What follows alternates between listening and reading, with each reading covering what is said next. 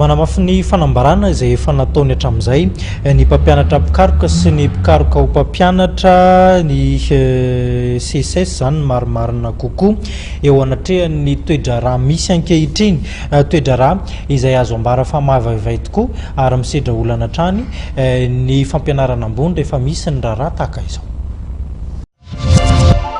Manamafy ny Antsoavo efa nataony amin'ny tokony fametraha-pialana ho an'ny mpitondra fanjakana ankehitriny ny sendika ny mpampianatra mpikaroka sy mpikaroka mpampianatra Ampanantananarivo.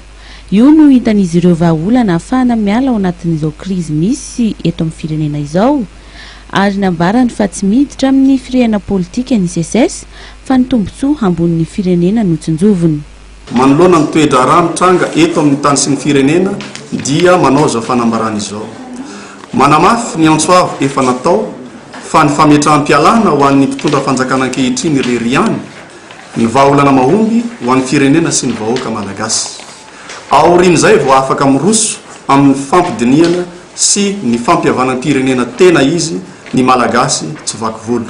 Anterina hiatrany ny tokony hirosona amin'ny fikoanandoam-paritra sy fikoanandoam-pirenena amoana vahaolana maharitra manoloana ireo olana maro lafy miseho eto amin'ny tanirazana iombonana. Mikasika ny hetsika mety ho ataon'izy ireo na tsy ny amin'ny sina fitokonana na tsy ihany koa dia ny fivoriam-be na ny AGN no mamaritra izany izay ho tanterahan'izy ireo ny herinandro avy zao.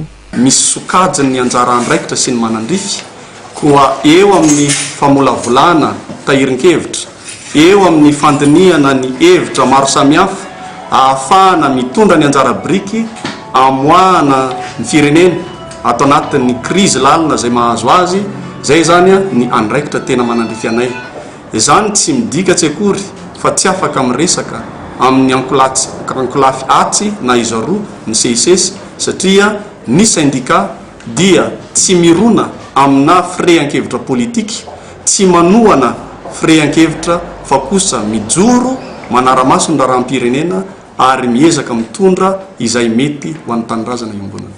Nankasitraka ny fandraisana andraikitry ny mpitandro ny filaminana amin'ny fiazahana miaro ny vahoaka sy ny fananana ny CSS ary ihany koa nankasitraka sy nanoana ny ezaka izay nataon'ny fiadidinana Université Antananarivo tamin'ny famefena izany toerana izany ho fiarovana ny université.